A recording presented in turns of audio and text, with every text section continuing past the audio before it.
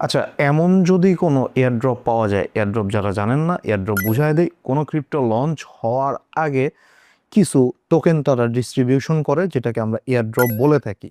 So ধরেন যে bitcoin launch হওয়ার আগে বিটকয়েন সবাইকে ফ্রিতে কিছু বিটকয়েন দিছে, এবং ওই বিটকয়েনের প্রাইস আজকে $1,00,000 হ্যাঁ। সো এমনিই কিছু ধরেন যে টোকেন মার্কেটে লঞ্চ হওয়ার আগে ডিস্ট্রিবিউশন করে, এবং এই ডিস্ট্রিবিউশন করাটাকে বলে এয়ারড্রপ। সো এখন এমন যদি কোনো টোকেন হয়ে থাকে যেটা অলরেডি ডিস্ট্রিবিউটেড, মানে অলরেডি মানুষের কাছে ডিস্ট্রিবিউশন করছে এবং মার্কেটে অলরেডি লঞ্চ আছে, আগেই ধরেন যে ডিস্ট্রিবিউশন করছে, মার্কেটে এখন লঞ্চ আছে, মার্কেটে এটার প্রাইস চলতেছে $200, একটা টোকেনের দাম যেখানে চলতেছে $200, এই টোকেনটা আপনাকে এখন আবার ফ্রিতে দিতেছে। এই ফ্রিতে দেওয়ার জিনিসটা কি আপনি নিবেন নাকি নিবেন না? এবং যদি নেন, সেই ক্ষেত্রে এটা কিভাবে নিতে পারবেন সেই পুরো বিষয়টাই